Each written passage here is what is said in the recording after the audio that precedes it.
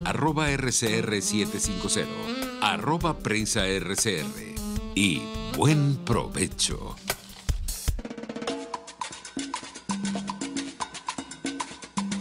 Fuerza que nos activa, fuerza que une a un país que quiere cambio. Mi nombre es Chuo Torrealba y estoy contigo desde las 5:30 de la mañana para que te enteres de todo lo que acontece dentro y fuera de un país en crisis, un país que quiere cambio y libertad. Unidad, la fuerza es la unión, de lunes a viernes desde las 5:30 de la mañana con Chuo Torrealba, solo por RCR, porque lo bueno une. El siguiente programa de opinión contiene elementos de lenguaje, salud, sexo y violencia que pueden ser escuchados por niños, niñas y adolescentes sin supervisión de sus madres, padres, representantes o responsables. A partir de este momento, estamos contigo. Contigo unidos. Contigo y tus problemas.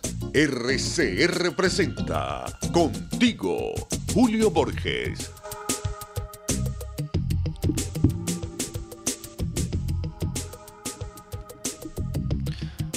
Muy buenas tardes. A esta hora soy Ángel Alvarado, les acompaño desde la cabina de Radio Caracas Radio en tu programa Contigo, Julio Borges, en la dirección general de la estación Jaime Nestares, en la gerencia de producción Wilitza Arcaya, en la producción Selén Pérez, en los controles César González y quien les habla Ángel Alvarado en cabina, y nos acompañará el diputado Julio Borges. Pueden mandar sus mensajes a la mensajería Dilo 3456 o llamar al teléfono 0212-482-9750. Nos pueden seguir por el Twitter de la estación, Radio Caracas Radio, @RCR750 y la página web RCR TV. Bueno, tenemos un día cargado de muchas informaciones. Tenemos la visita de los eurodiputados en el estado de Roraima, el día de hoy en Brasil, visitando refugiados venezolanos. Tenemos nuevas sanciones de la Unión Europea y estaremos hablando de estos temas con el diputado Julio Borges. También tenemos la cumbre del OPEP de la semana pasada y vamos a tener para este tema en línea a el economista Orlando Ochoa para hablar sobre esta situación, las consecuencias para Venezuela y el futuro del mercado petrolero en el mundo. Orlando, buenas tardes, ¿cómo estás? Buenas tardes, Ángel. Un placer tenerte, bueno, en el programa. Un placer tenerte. Y bueno, un poco comentar sobre la cumbre. La cumbre decidió del OPEP aumentar la producción 1 millón de barriles. Venezuela cada vez de mal en peor, bajando la producción. La Asociación Internacional de Energía incluso indica que podríamos terminar por debajo del 1 millón de barriles de Venezuela. Y pareciera, pues bueno, Arabia Saudita, Estados Unidos, Rusia, pues dispuestos a llenar ese vacío. China demandando petróleo. ¿Cuál es tu impresión sobre todo esto que está pasando y cuál es el futuro para Venezuela? Sí, como tú venías explicando, el mercado petrolero se está adaptando a la caída de producción de Venezuela y también a la menor producción de México y las interrupciones en algunas otras partes del mundo. Pero lamentablemente el evento más importante y de mayor durabilidad, es decir, que no va a ser un elemento coyuntural, es la caída en la producción de Venezuela, asociado a un complejo conjunto de factores internos, pero básicamente el pésimo manejo de la gestión petrolera por los últimos 15 años prácticamente, que se ha acentuado con las dificultades macroeconómicas del país, un régimen cambiario disfuncional, limitadas finanzas de PDVSA porque su accionista toma los recursos. En fin, el mercado estima que la caída en la producción petrolera de Venezuela va a continuar y que, bueno, Arabia Saudita urge a mantener los suministros estables. Oímos al presidente Trump también hacer un llamado similar. Sabemos que Arabia Saudita tiene una relación estrecha con los Estados Unidos, más allá de cualquier otros incidentes, y que Irán y Venezuela, sujetos a sanciones, poco pueden hacer para cambiar eso. Quizás lo que hay que decir es que no hay, y he oído por ahí, no hay riesgo de que Venezuela pueda abandonar la OPEP por razones derivadas de la caída en la producción petrolera. Los principales reservas de petróleo del mundo están en Arabia Saudita, Irán, Irak, Venezuela, Kuwait. Eso se mantendrá así, y así como la producción colapsó en Irak hace 15 años con el conflicto interno y luego el conflicto con los Estados Unidos,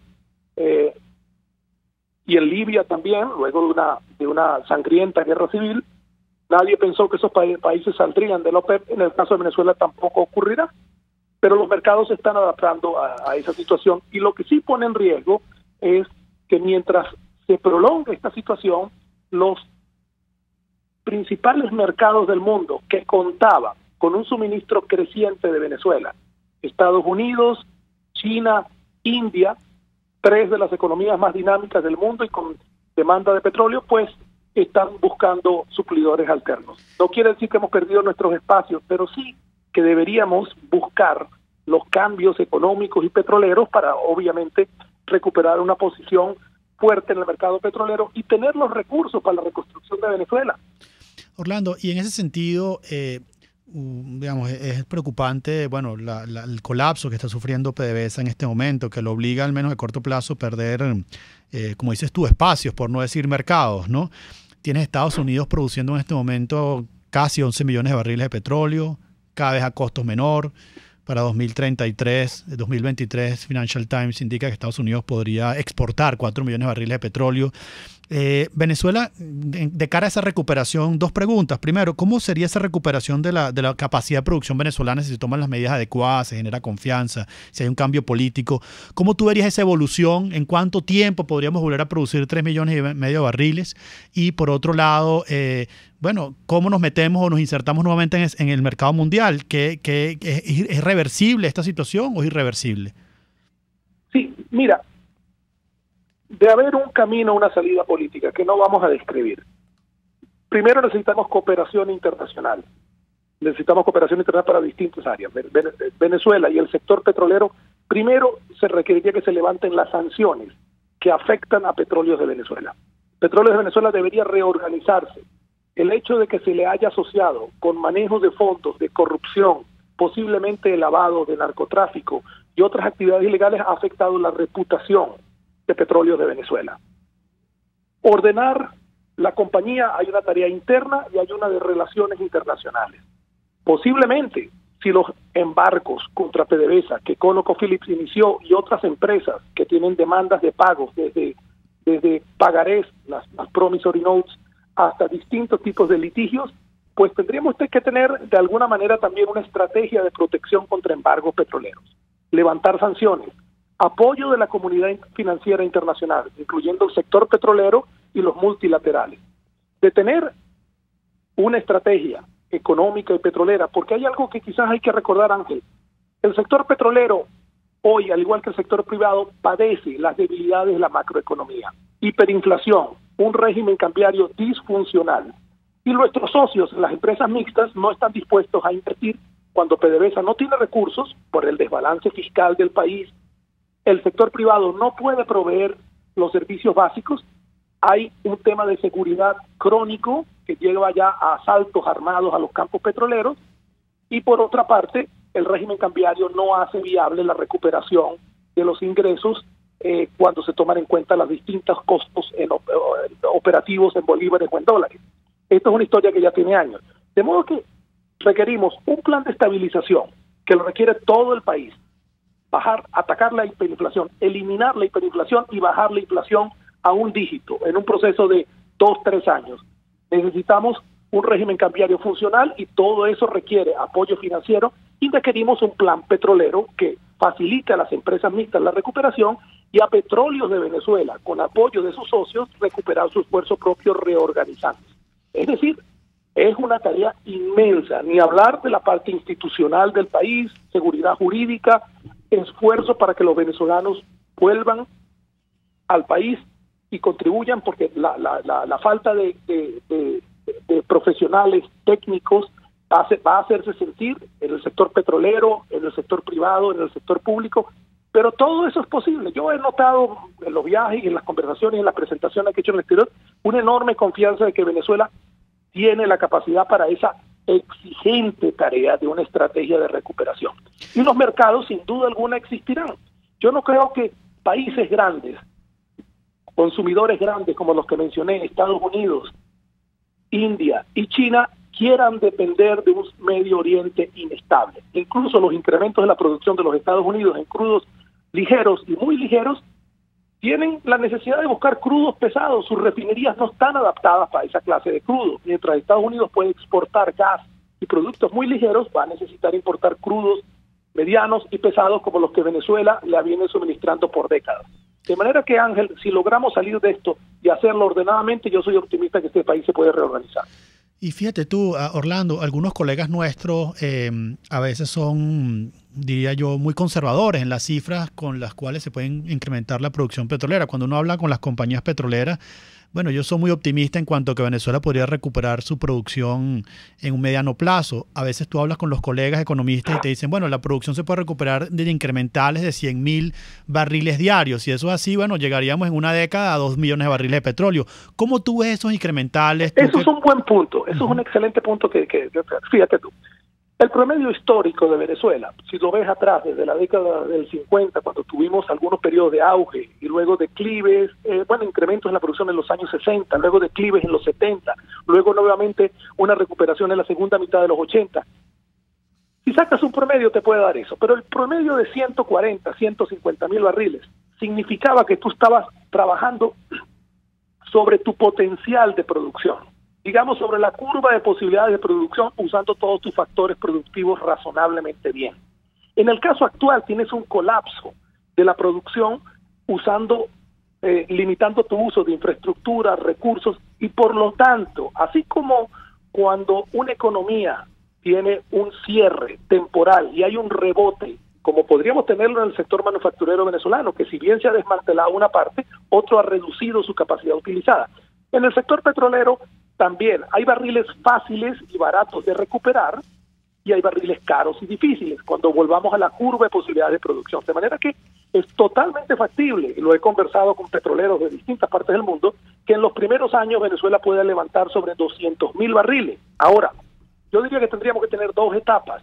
Una primera etapa de emergencia para normalizar, elevar la producción petrolera del 1.400.000 que estamos ahora y que está en caída, para volver a hacer funcionar al máximo las empresas mixtas de la faja, que podrían volver primero con gasto operacional, volviendo a un nivel de 1.050.000 barriles, y luego con nueva inversión, elevarla a 1.2 millones de barriles en el transcurso de un año y medio. No creo que haga falta más de eso para volver a ese nivel de 1.2 millones solo en las empresas mixtas. Petróleos de Venezuela en Occidente y Oriente, buscando apoyo de terceros, que por cierto el general Quevedo lo está haciendo pero en forma desordenada. Ya ha entregado como 15 bloques de pozos a distintas empresas que no tienen la capacidad de ir a los mercados financieros, que no tienen la capacidad de garantizar la seguridad de los pozos, que no tienen los recursos humanos ni el apoyo de PDVSA para hacerlo. Pero si pensamos reorganizar a PDVSA Occidente y Oriente, con socios nacionales e internacionales, en una macroeconomía en vías de estabilización, podríamos volver a unos niveles de 700.000, 800.000 barriles en el transcurso de año y medio, y luego de eso, volviendo ya, digamos, a 1.900.000 barriles en el transcurso de un año y medio, apuntar a un plan de 5 años para elevar 1 millón de barriles. Eso nos pondría otra vez, reorganizando el mercado interno, a exportar casi 3 millones de barriles. Y Ángel, yo diría que incluso un poco más adelante, en el transcurso de 8 años, 9 años antes de la década, Venezuela podría estar exportando 1 millón de barriles a los Estados Unidos, 1 millón de barriles a China, 1 millón de barriles a India y varios cientos de miles de barriles a pequeños países del Caribe y otras partes de la región de América Latina, y tener las finanzas para aprovechar la última etapa de la economía mundial basada en hidrocarburos para reorganizar este país que por supuesto ha sufrido una debacle que todos conocemos su origen. Sí, tu panorama a mí siempre me llena de optimismo, Orlando, porque además de que conocer muy bien el negocio, conocer muy bien la macroeconomía, conoces muy bien también a los jugadores mundiales del crudo, y Venezuela es un país que evidentemente sufre una crisis muy severa en este momento, pero como ningún país, también tiene unas posibilidades de recuperación demasiado rápido, dada todas estas potencialidades de las cuales estamos hablando, porque no solamente el crecimiento del sector petrolero, sino todos los sectores que están asociados. Y fíjate una cosa que me decía alguien también conocedor del sector. Venezuela en los años 90 incrementó la producción, unos 100.000 barriles diarios anualmente, por cada año, incrementales de 100.000 por cada año. Pero en ese momento la apertura petrolera fue en pozos marginales, no eran pozos como en este momento que podrían entregarse pozos mucho más productivos. No estamos en la frontera de posibilidades de producción, como tú bien dices, o sea, no había un colapso. Y otro elemento que está asociado a todo esto, que a veces no lo tomamos en cuenta, que es la tecnología. La tecnología ha cambiado muchísimo estos últimos 20 años. Así es. Una cantidad de compañías tienen sus sedes como Schlumberger, ahora en Silicon Valley. Y bueno, no sabemos hasta dónde podemos llegar. Lo que está pasando en Estados Unidos es una gran regulación del petróleo, de shale oil. Entonces, bueno, es un factor bien importante que habría que meter en esta ecuación, ¿no? Totalmente. Y hay que recordar, Venezuela también tiene shale oil. Lo que pasa es que tenemos reservas convencionales y extrapesadas lo suficientemente grandes para postergar todavía el uso, buscar las áreas de donde pueda haber shale oil en Venezuela. Mira, yo veo una enorme confianza en la geología venezolana, en la trayectoria histórica de Venezuela, para no trabajar sobre un promedio, como decíamos, en base a los límites de la frontera de producción conocida, sino en base a la recuperación de esa. Tendremos que hacer buenas alianzas, tendremos que buscar financiamiento para estabilizar la macroeconomía, para ordenar el sector petrolero, y sin duda alguna habrá que pensar en reorganizar a PDVSA, porque Petróleos de Venezuela ahora no tiene los recursos humanos, además de tener, como el mismo presidente de la República ha dicho, una estructura de mafias que parece que el presidente Maduro se enteró fue en las últimas semanas, cuando tienen alrededor de 15 años, y esa estructura de mafias hay que desmontarla. Volver a organizar un sector productivo va a requerir un gran esfuerzo público, privado, nacional e internacional. Y si, como algún ingeniero me dijo, eso suena a una tarea épica, pues una tarea épica será necesaria para levantar a Venezuela de este desastre. Así es, Orlando. Tú sabes que la diferencia, decía Aristóteles, entre la tragedia y la epopeya es el tiempo.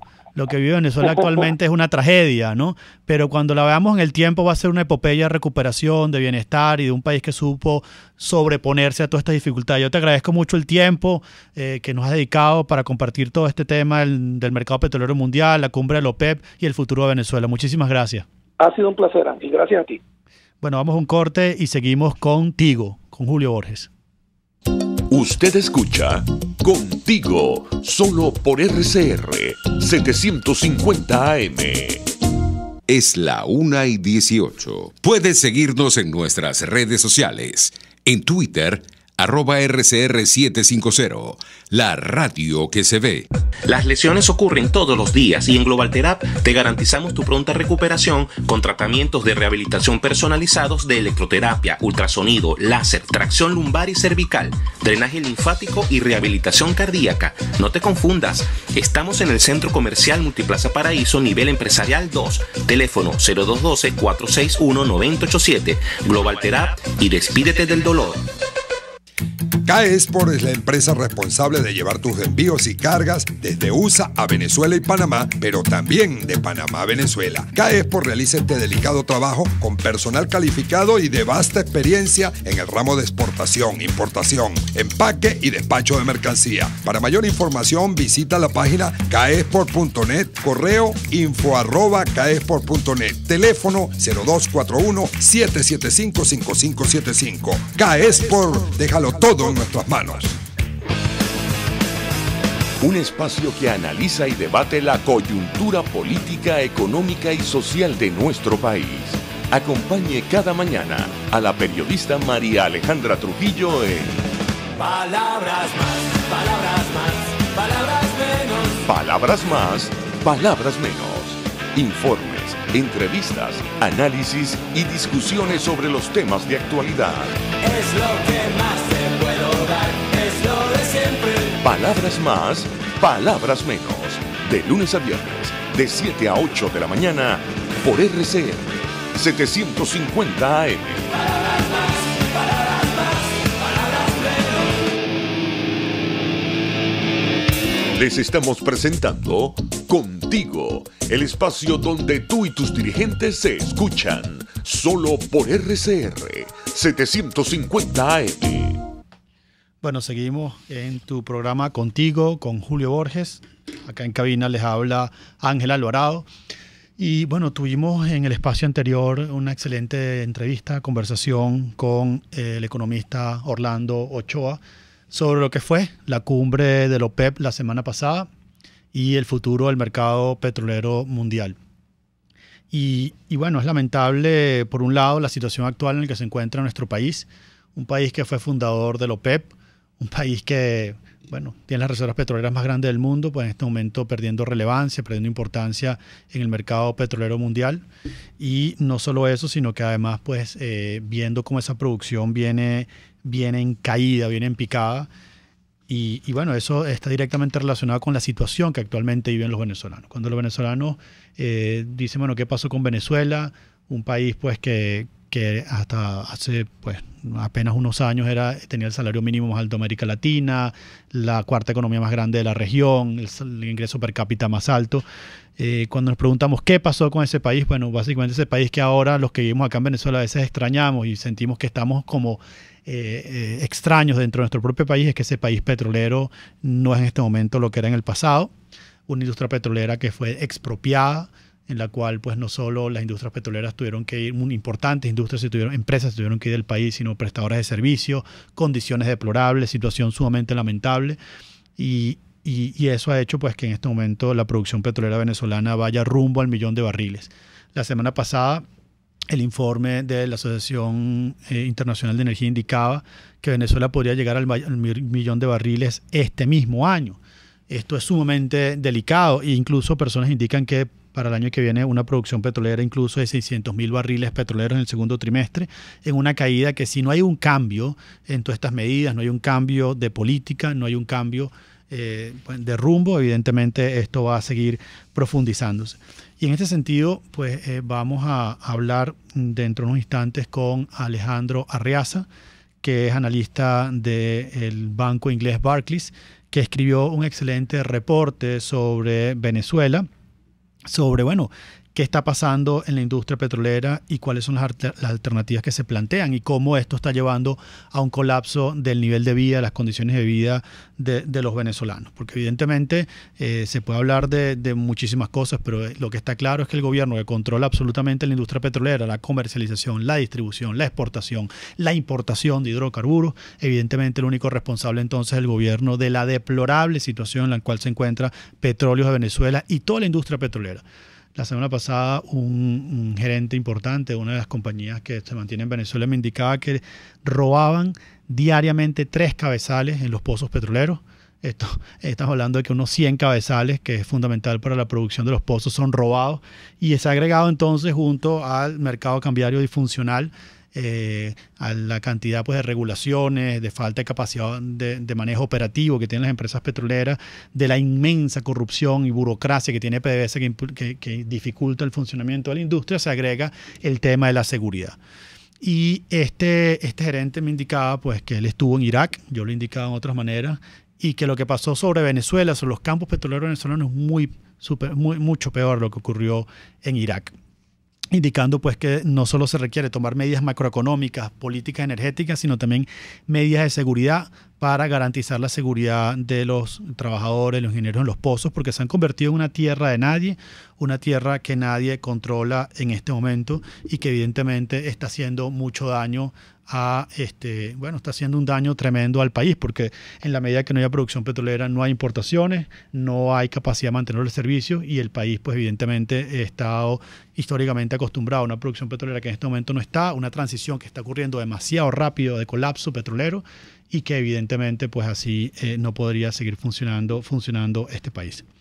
También estamos esperando en la línea telefónica para conversar con el diputado Julio Borges para hablar de la situación que tenemos en este momento con las nuevas sanciones europeas, 18 funcionarios venezolanos por socavar la democracia, el Estado de Derecho, por el evento, el simulacro que ocurrió el 20 de mayo, simulacro electoral, la instalación de la Asamblea Nacional Constituyente, e incluso también por toda la manipulación que ocurre a través de los CLAPS violación de derechos humanos, torturas, y son 18 ya los funcionarios venezolanos sancionados por la Unión Europea. Y esto marca un precedente importante porque no son medidas unilaterales. Las sanciones que ocurren sobre estos funcionarios no son sanciones del gobierno de los Estados Unidos, son sanciones ya que se extienden a una gran cantidad de países europeos, países del continente americano como Estados Unidos y Canadá, y esto le da muchísima, pues una condena internacional sumamente fuerte al Estado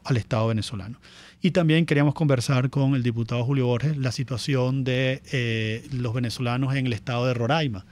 En el estado de Roraima, que tenemos ya el 10% de la población del estado de Roraima, capital Boavista, en el norte de Brasil. Son ya el 10%, casi 10% de la población de ese estado son venezolanos que han venido huyendo. Y una parte importante de esa población son aborígenes, son indígenas, son esa población que este gobierno se ha empeñado muchísimas veces en defender. Son esos los que más han sido afectados por esta situación. Recordemos que la frontera más grande que tiene Venezuela es la frontera con Brasil, una frontera de 2.200 kilómetros cuadrados, y es una frontera, aunque no es tan porosa como la colombiana, son muchos venezolanos también los que están tratando de huir de la situación que vive el país en este momento. Así que a la vuelta de esta pausa vamos a hablar con Julio Borges sobre esta situación y luego con Alejandro Arriaza de Barclays sobre este informe sobre el colapso que está sufriendo en este momento la economía venezolana. Pluralidad, libertad y respeto. Estás escuchando Contigo, solo por RCR 750 AM. Es la 1:28. Puedes seguir nuestra programación a través de rcr.tv, la radio que se ve. Las noches en el restaurante Montana Grill son verdaderas veladas por sus excelentes platos y su agradable música en vivo. Acércate a la Candelaria, esquina Candilito, y date el gustazo. Restaurante Montana Grill, la tentación del sabor.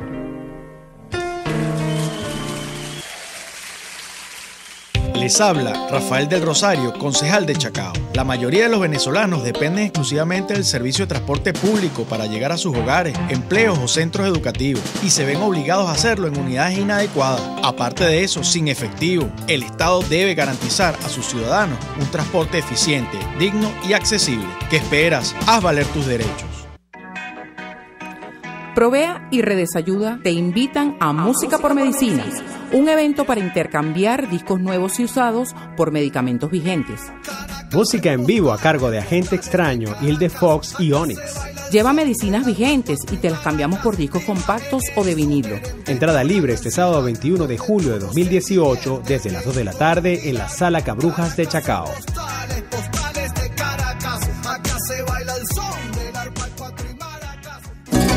RCR 750 AM, porque lo bueno une.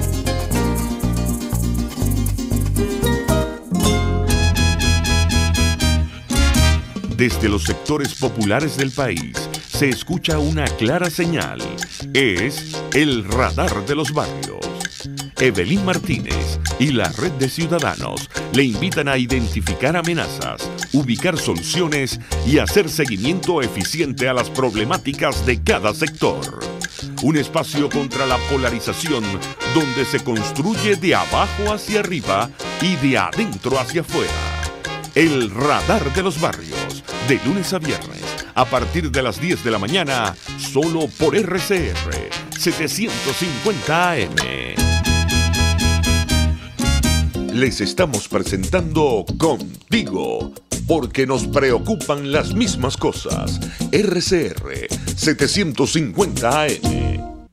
Bueno, seguimos contigo, con Julio Borges, por RCR, y tenemos en línea ya a Alejandro Arriaza, analista, economista del banco Barclays, para hablar sobre el último reporte que publicaron la semana pasada sobre la situación venezolana y sobre, bueno, el movimiento que está ocurriendo en este momento en los fundamentos económicos y la vida de los venezolanos. Alejandro, buenas tardes, ¿cómo estás?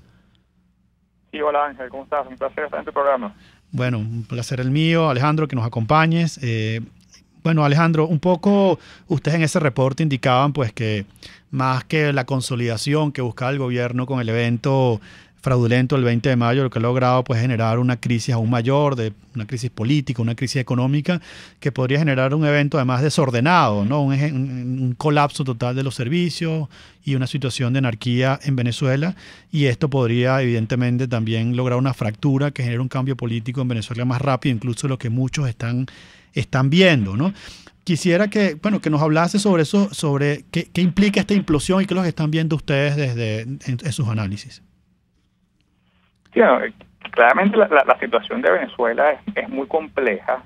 Sin embargo, lo que hemos venido viendo en las últimas semanas es que tras el proceso electoral del 20 de mayo, en lugar de haber una consolidación del gobierno luego de las elecciones, lo que vemos es una profundización de la crisis de gobernabilidad, que se refleja de alguna manera en lo que son el comportamiento de las variables económicas, toda la situación social, ¿no? que se está viviendo en el país, pues, ¿no? Entonces, en ese sentido, más que una consolidación, como tú comentabas, lo que nosotros vemos es que pudiéramos estarnos moviendo hacia una transición mucho más desordenada, pues, ¿no?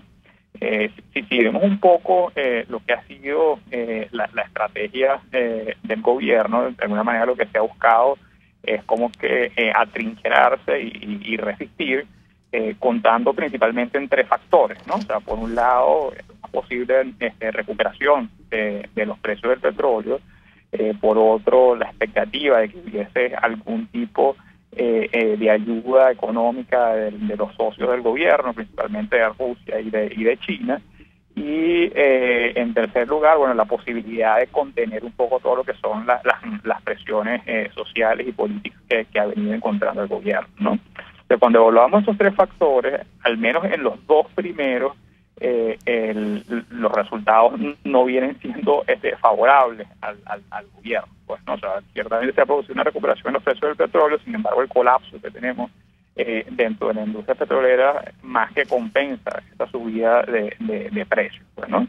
Y en términos del apoyo de los aliados, hasta ahora principalmente lo que hemos visto es algunos pronunciamientos políticos, pero a efectos prácticos, en términos de financiamiento, que tal vez sería lo más clave para el gobierno, no hemos visto ningún tipo de apoyo, ¿no? Por el contrario, en el caso de China, por ejemplo, lo que vimos fue que dejaron vencer el periodo de gracia por el financiamiento que le habían dado a Venezuela, con lo cual ahora Venezuela tiene que dedicar casi 300.000 barriles de crudo diario para el pago de estas obligaciones, ¿no? Hasta el primer trimestre de este año no tenía que hacer, ¿no?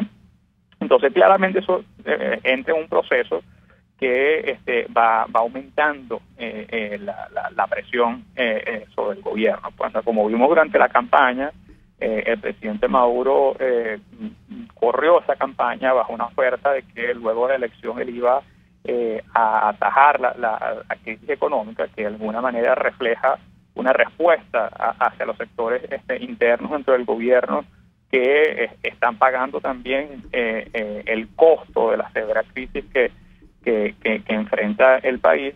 Sin embargo, en la situación actual parecía improbable que el presidente Maduro pudiera de alguna manera estabilizar la economía, ¿no? Con lo cual creo que entramos en un proceso donde ciertamente es difícil identificar cuál puede ser el catalizador que lleva a un cambio. Sin embargo, es una situación muy frágil, donde creo que hay al menos tres factores que pueden determinar la emergencia de ese catalizador, pues, ¿no? Uno, creo que sería un debilitamiento de los mecanismos de contención y de control social que ha usado el gobierno hasta ahora para evitar una escalada de la crisis. Otro sería un deterioro aún mayor en esa relación con los aliados que tiene el gobierno, y un tercero sería la pugna interna dentro de las diferentes facciones que pueden haber el gobierno, que un poco sería llevada por el deterioro en en la situación económica que pudiéramos ver acentuarse en los próximos meses. Yo creo que entramos ahora en una nueva fase donde la crisis económica se acentúa y el colapso como tal de la economía se acelera de una manera que, aunque lo que hemos visto hasta ahora es un proceso muy doloroso y muy fuerte para la población en general, lo que viene en la segunda mitad del año puede ser incluso más duro que lo que hemos visto hasta ahora. Ustedes, Alejandro, en el reporte indicaban que la producción petrolera para el tercer trimestre de 2018 podría ser de 1 millón de barriles de petróleo y podríamos estar cerrando el último trimestre del año en unos 900.000 barriles de petróleo. Y esta es una variable fundamental de todo el análisis que ustedes hacen, ya que, bueno, evidentemente una economía petrolera cada vez más dependiente del petróleo, esto es una muy mala noticia, más cuando la OPEP ha decidido aumentar la producción. Venezuela es incapaz de aumentar esta producción. Entonces ahí tenemos un colapso donde el gobierno se queda sin capacidad de importación, porque en definitiva pues estos recursos de exportaciones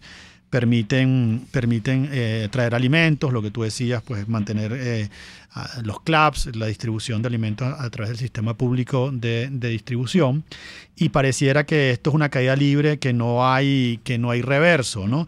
Y esto afecta los aliados. Entonces, digamos, ¿cómo se puede sobrevivir así? Porque evidentemente la gente, tú le dices que va a estar peor, que la hiperinflación puede ser peor y no se lo imaginan, ¿no? Y esto puede generar un quiebre. ¿Cómo tú estás viendo entonces toda esta situación cuando tienes que de pronto no puedas pagar los bonos, el bono 2020, el PDVSA 2020 que está asociado a Citgo, vamos a perder Citgo? ¿Qué va a pasar con China, que ahora no se pueden enviar los envíos por el tema de la refinería de Isla? O sea, ¿qué va a pasar allí? ¿Qué estás viendo tú en ese segundo semestre que va a ser tan complicado? Sí, bueno, como tú dices, en el caso de Venezuela, que es una economía que está fundamentada sobre el petróleo, el colapso de la industria petrolera es crítico, ¿no? Y tiene implicaciones tanto económicas como políticas, ¿no? O sea, lo que hemos estado viendo es que la industria petrolera ha tenido una serie de choques a lo largo de los últimos meses que han llevado al acentuamiento de una caída que ya venía produciéndose gradualmente por falta de inversión, por problemas técnicos y falta de personal dentro de PDVSA, y que a partir de finales del año pasado se acentuó, ¿no?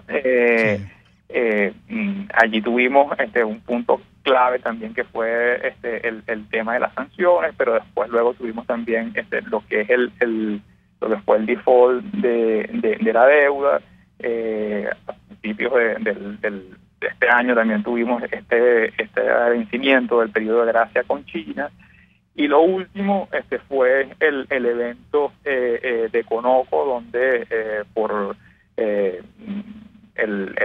arbitraje que tenía Conoco con PDVSA por los activos que fueron expropiados, Conoco logra tomar control de los activos que tenía PDVSA en el Caribe. Pues no sé, esto crea como que una gran disrupción dentro de lo que es la cadena de producción y distribución de PDVSA, porque estos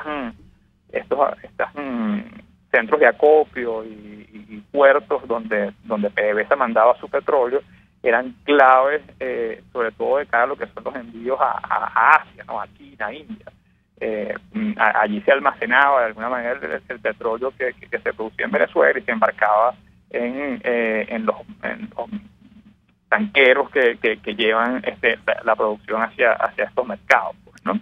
Entonces, habiendo producido perdido esos activos, para PDVSA se le hace mucho más complicado hacer esos envíos, y se ha creado como una especie de cuello de botella, ¿no? Sí. Donde los puertos en Venezuela no tienen capacidad para almacenar y hacer los envíos de petróleo, y eso a su vez está llevando como que a agotar la capacidad de almacenamiento de PDVSA, y ha forzado a cerrar producción, pues, con lo cual entra como que una especie de círculo vicioso, pues, ¿no? Donde cae la producción, la falta de la caída de producción te lleva a tener menos plata, menos recursos para poder invertir y sostener la producción, y vuelves a tener una caída entonces aún más grande, pues, ¿no?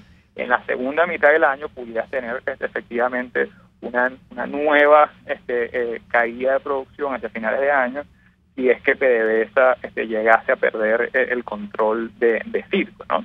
Que si bien los envíos a Estados Unidos han disminuido, todavía Citgo juega un papel clave en lo que es la compra de diluentes que usa PDVSA para su producción, o para la compra de insumos que PDVSA necesita para operar sus campos, pues, ¿no? Y el último choque que pudiéramos estar esperando allí también pudiera ser si es que Venezuela no está en capacidad de pagarle a China, pues, ¿no? La China, como todos sabemos, ha sido el principal acreedor de Venezuela en los últimos años, y ha hecho préstamos también para invertir dentro de la industria petrolera, y en la medida que se deteriora esa relación, creo que tienes allí también una presión mayor a la baja dentro de la producción, pues, ¿no? Y como todos sabemos, pues el petróleo representa el 95% de las exportaciones de Venezuela, por lo tanto, si no producimos petróleo no podemos importar, pues, ¿no? Hasta en los últimos años lo que hemos tenido es un proceso donde el gobierno gradualmente ha reducido las asignaciones de dólares al sector privado. Ya a este punto prácticamente el sector privado no recibe ninguna transferencia de dólares desde el gobierno, ninguna venta de dólares, y la mayor parte de las importaciones del país la está haciendo directamente el gobierno, ¿no? Buena parte de esas importaciones son incluso los alimentos que se distribuyen a través de los CLAP, que si bien pueden producirse en Venezuela, el gobierno prefiere traerlos importados de México, de Argentina o de Brasil o de otro país, y ante la caída de producción no estaría en capacidad de continuar con esas importaciones, pues, ¿no? De esa manera, probablemente la capacidad del gobierno de contener las demandas de los sectores más necesitados del país se pudiera ver afectada, y pudiéramos ver, así como fuimos el año pasado, protesta porque el gobierno no distribuyó los permisos que había ofrecido en Navidad. Probablemente vamos a ver una escalada en los próximos meses en protestas similares, ¿no? Bien pudiéramos ver un deterioro mayor en todo lo que es el tema de servicios públicos. Bueno, si bien muchas áreas del país están sufriendo de apagones, de falta de agua y de otros tipos de problemas, creo que pudiéramos ver algo a una escala aún mucho mayor, ¿no? Porque el gobierno, tratando de contener el impacto de la caída de producción, pudiera tratar de racionar el consumo interno de combustible, de gasolina o de gasóil que se usa para la generación eléctrica, y eso repercutiría en todos los servicios públicos que existen en el país, pues, ¿no? Hay una variable de ajuste. Sí, sigue. Sino que yo creo que un punto también importante allí es que esto se viene dando dentro de un contexto de hiperinflación que está viviendo el país, que de alguna manera ha pulverizado los salarios de venezolanos. Bueno, sabimos la semana pasada que se hizo el anuncio del aumento de salario, pero con el salario mínimo que se está anunciando, escasamente se puede comprar una lata de atún, pues, ¿no? Exactamente. Entonces, tenemos una porción cada vez más grande de la población que depende justamente de estas transferencias que hace el gobierno, y que cada vez se le va a hacer más difícil de dar en los próximos meses. Hay una variable que no has tocado, que nombras en el reporte, que es el oro de las reservas, ¿no? Un oro que, bueno, el mes pasado cayó casi $1.000 millones. Hay movimientos, pareciera que el gobierno, bueno, ante la caída de la producción petrolera, lo que le queda es raspar la olla y vender el oro que queda en reservas, que no queda mucho tampoco, y yo no sé si da para llegar a fin de año. ¿Cómo estás viendo tú esa situación del oro en el Banco Central y la posibilidad de tanto de pagar el bono 2020 para que no nos quiten Citgo, como para poder importar alimentos y contener la crisis? Bueno, sí, ciertamente esa es una de las opciones que puede tener el gobierno para comprar algo de tiempo, pues, ¿no? Sin embargo, ni está garantizado ni es mucho el tiempo que pudiera comprar si lo llegase a usar, pues, ¿no? O sea, cuando digo no está garantizado es porque, o sea, el gobierno tiene un problema desde el punto de vista de legitimidad, de legalidad, por todo el cuestionamiento que existe sobre cualquier transacción que quiera hacer el gobierno, no solo por el tema de sanciones, también por bypassear a la Asamblea Nacional y la aprobación que pudiese ser necesaria de parte de la Asamblea Nacional para operaciones de financiamiento o de liquidación de activos, pues, ¿no? En ese sentido, pues, cada vez como que obtienes cada vez un menor número de contrapartes que están dispuestas a trabajar con el gobierno, pues, ¿no? Bueno, asumamos que alguien se presta y pudiese hacer la operación. Bueno, lo que hemos visto en el último mes es que las reservas internacionales han caído casi 1.700 millones de dólares, pues, ¿no?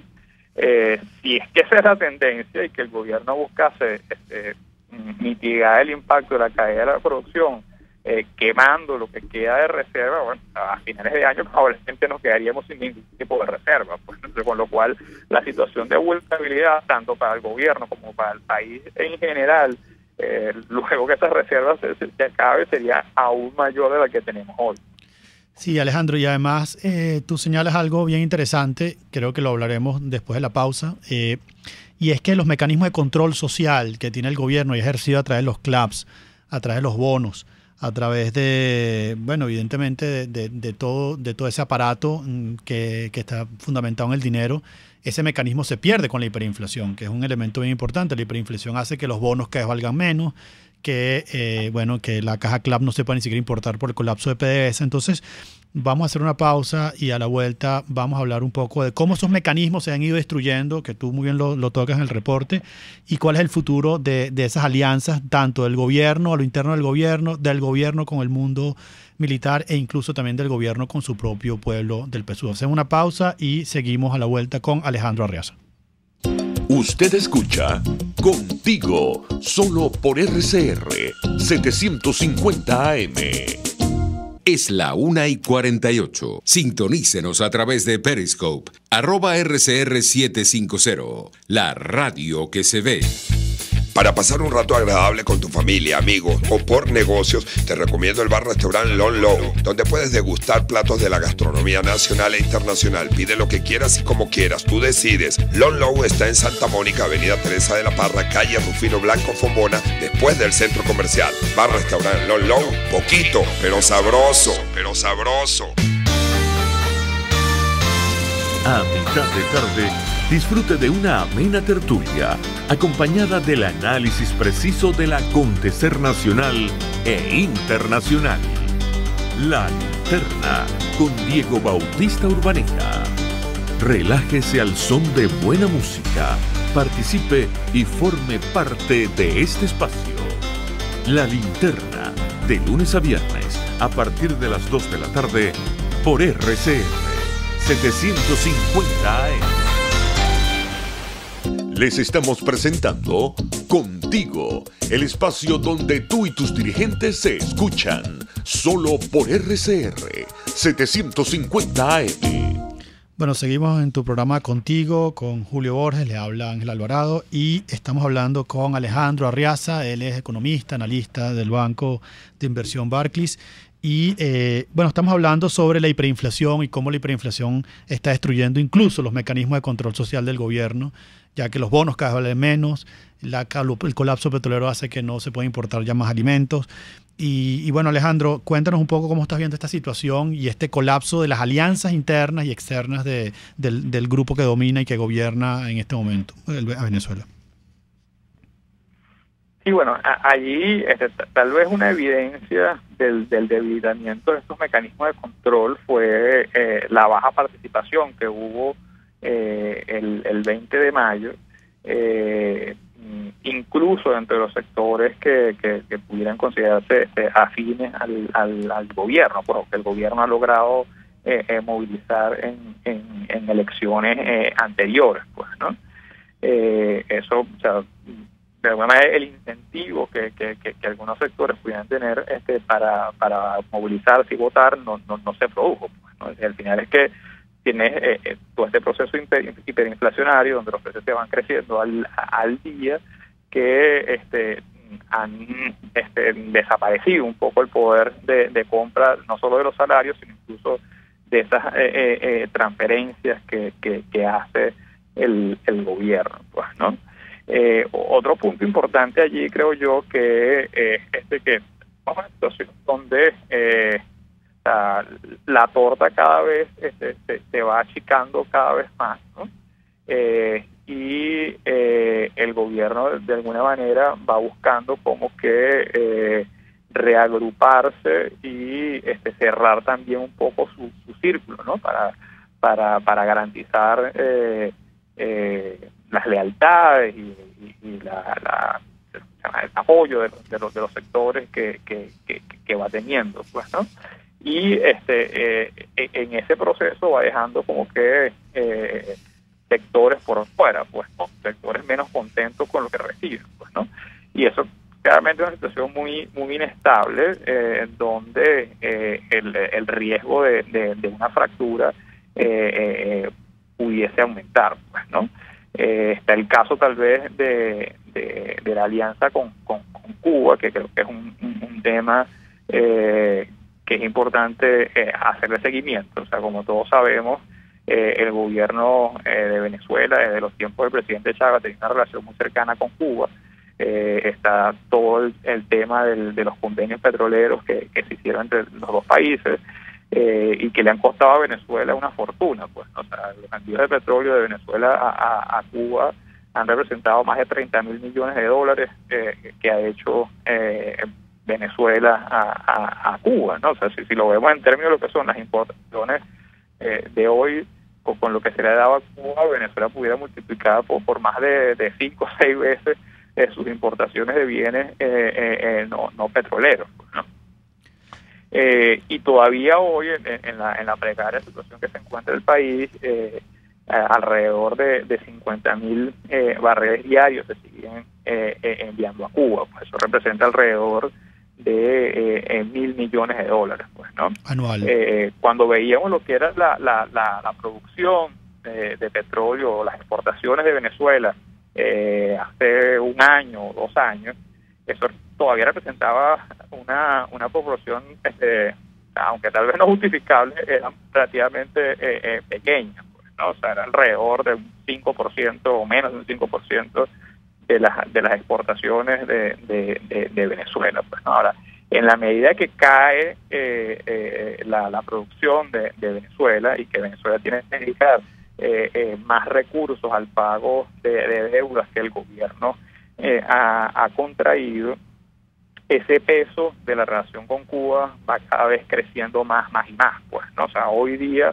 los envíos a Cuba pueden representar cerca del 10% de las exportaciones que generan efectivo, y con lo que pueda seguir cayendo la producción en los próximos meses, eso puede llegar a representar más de un 25%, hasta un tercio de las exportaciones que generan efectivo pudieran terminar siendo dedicadas a Cuba, pues, ¿no? O sea, se podría pensar que podría en cualquier momento cesar el envío de estas exportaciones a Cuba o mantenerse como un gran escándalo, ¿no? Pero evidentemente estamos llegando a un punto de quiebre en cualquier caso.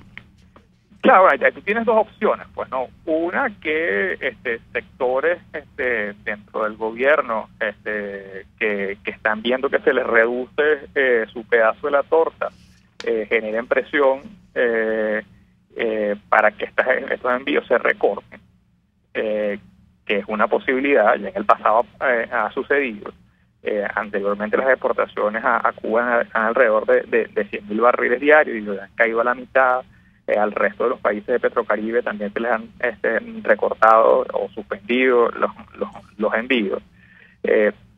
Pudiera ser que se corten los envíos a Cuba aún más, ¿no? cual esa relación tan estrecha entre Cuba y Venezuela pudiera verse afectada y tener implicaciones políticas también, porque todos sabemos también el rol crítico que ha jugado Cuba en Venezuela, pues, ¿no? O la otra es que simplemente, bueno, o sea, sea tan importante la relación del gobierno de Maduro con Cuba, que mantenga los envíos a pesar de la caída de producción, y que eso genera un más descontento de algunos sectores del gobierno. O sea, que en cualquiera de los dos casos puede ser un factor clave, pues, ¿no? Y el otro creo que también es el tema de China, pues. Siempre el gobierno ha tratado de vender la idea de que China o Rusia pueden llegar al rescate, a salvar la situación del gobierno, y creo que hasta ahora eso es más un cuento que una realidad, pues, más un mito que una realidad, pues, ¿no? O sea, China en la práctica suspendió cualquier tipo de financiamiento a Venezuela desde hace 4 años. No tuvo ningún tipo de desembolso significativo para el gobierno en los últimos años, y en las condiciones actuales luce aún más improbable, pues, ¿no? O sea, China no tiene ningún incentivo de prestarle a un país al cual su producción petrolera, su única fuente de generación de recursos con el que pudiera pagar esos préstamos, es colapsando, pues, ¿no? Sí. Y además de eso, China creo que también es un actor muy pragmático, que vemos cómo actúa no solamente en Venezuela, sino en otros países con los que tiene relación. Su interés primordial es el de tener una relación comercial, el de que tenga un socio que le garantice una fuente segura de energía, y hoy Venezuela no es una fuente segura de energía. Bueno, Alejandro, muchas gracias por tu tiempo, por tu análisis. Evidentemente se ve un panorama bien complicado para el gobierno, y en cualquier caso pues vamos a estar muy atentos. Quedaron algunos temas pendientes, como el futuro de la recuperación de Venezuela, pero te agradezco mucho tu tiempo y en este espacio. Muchas gracias, Alejandro. Gracias a ti por la invitación. Bueno, estuvo con ustedes Ángel Alvarado en cabina, contigo Julio Borges en la Dirección General del Espacio de la estación Jaime Nestares, en la gerencia de producción Wilitza Arcaya, en la producción Selén Pérez, en los controles César González. Les habló Ángel Alvarado. Se despide de ustedes hasta la próxima semana. Buenas tardes y buen provecho. RCR presentó Contigo, donde la pluralidad de pensamiento confluye. Solo por RCR 750 AM.